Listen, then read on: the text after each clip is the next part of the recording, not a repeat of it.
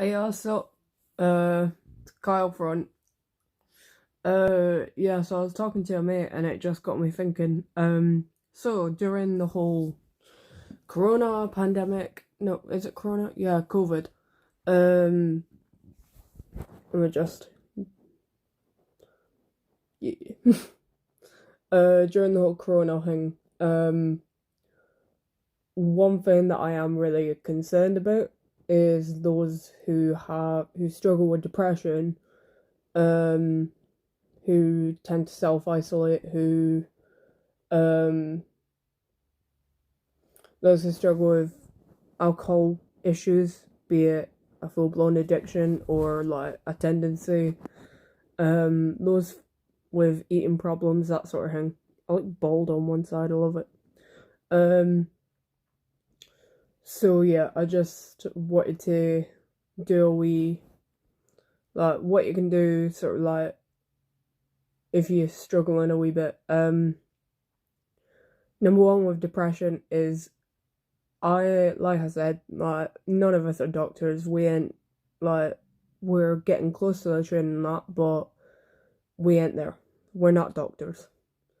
But this is just, like, so I'm a primary protector for our set. So what I do if I'm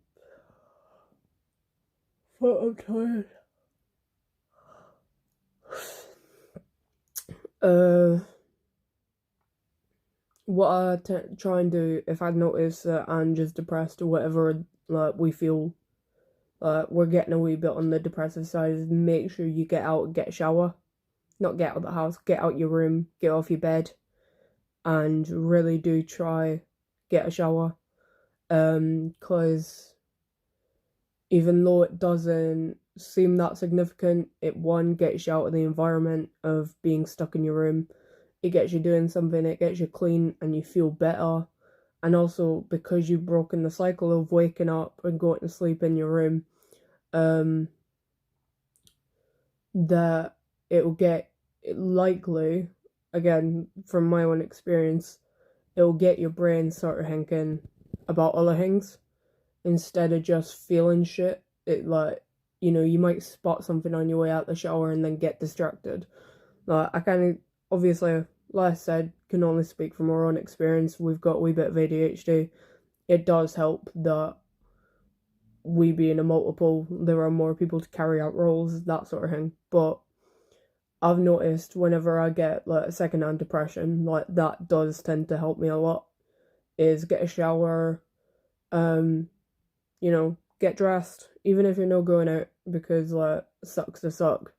Definitely try and get dressed, and you know, um, if you've got a TV, try and watch it. If you've got, like, so we've got a TV in our room. I'm not going to show our room because it's a fucking state, but definitely try, if you've got like a TV in the living room and your bedroom, go for the living room.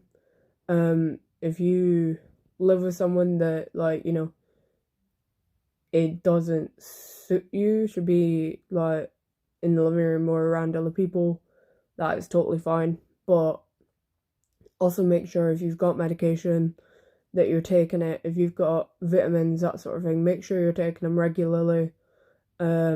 Make sure you're eating plenty of fruit and veg. For those who's moving on, for those who are at risk of alcohol abuse / abuse it, be it lightly or heavily, again, like, I cannot speak for other people, but definitely try and cut down to at least one alcohol-free day.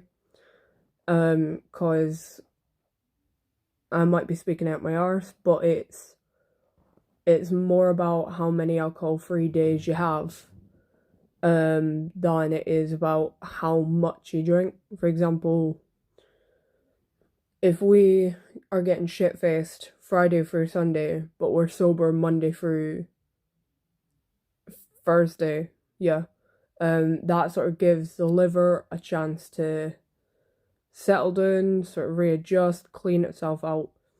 if you're drinking every single day, if you're drinking heavily every single day, yeah, you are booting your liver. Like, and I know a lot of it sort of doesn't matter, but it affects more than one thing. Like, um, for example, it's not just about your liver; it's about your nervous system. Um,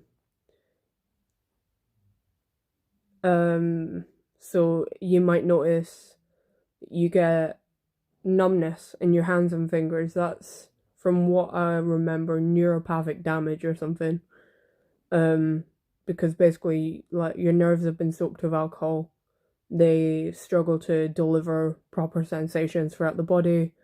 You'd need to definitely cut down, or at least take one day, and just make sure you have other things: water, coffee, tea. I know it's hard, like we've been there, like to the point of like we couldn't get, and just specifically, but we couldn't get out of bed without alcohol. Um, we were just, yeah, it fucked us up. We haven't been heavy, and I can't claim that we were an alcoholic. A lot of people have had concerns for alcohol consumption though. So yeah, we are doing better on that front. Um, and I know it's tempting, while the hours away, having a few drinks here and there, but like definitely make sure that you're having 1 or 2 days of just you're not drinking. Give your liver and give the rest of your blood, nervous system, your brain, your kidneys, give everything a wee break. What was the other one? I've already forgotten, mate. Another things. So one, make sure you're still eating plenty of fruit and veg. If you are alone, isolated, make sure you remain in contact with your mates and your family. Like introverted or extroverted, we are social animals. We like only very few people can do pure isolation healthily, like who are totally okay with absolutely zero contact around, who can keep themselves busy and organized.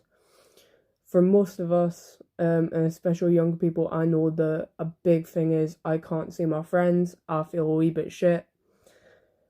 And also take this time to connect with your family more if possible. Like if you're in a less than fortunate situation, I feel so bad for you.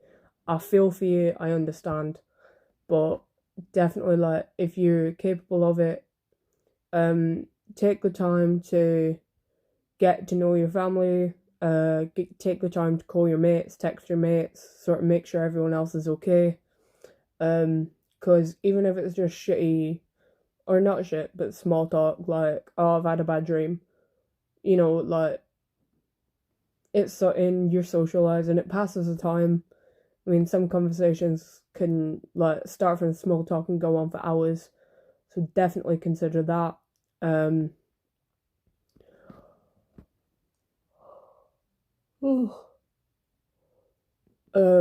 If you've got wee siblings, because I ken that like bairns are really prone to picking up shit, or like getting a cold or like making themselves a bit ill, definitely look after them, make sure they're okay. Double chin, but fuck it. Definitely try and make sure they're okay. Like make sure they're safe, they're happy, because they probably won't understand too well, and get a bit frustrated. I mean, I think everyone's frustrated, let's be real. And finally, so I was sent this information over a group chat for a mate's baby shower. Unfortunately, it's had to be not cancelled but altered for the sake of isolation. But yeah, so I've been suggesting, we can do a mass Skype call, a mass Facebook group call. You can record it and send it to us. That sort of thing. But yeah, so the information I received was, instead of just the whole wash your hands, stay inside, it was actually good information. It was, every 20 minutes or something, take a sip of a hot liquid, preferably hot water, but, maybe coffee or tea, something like that. because that'll help any sort of congestion, even if you don't have symptoms. Maybe you've just got a cold, because that's going around as well. If you've just got a cold or something, it helps congestion around your throat, sort of heats everything, breaks it down.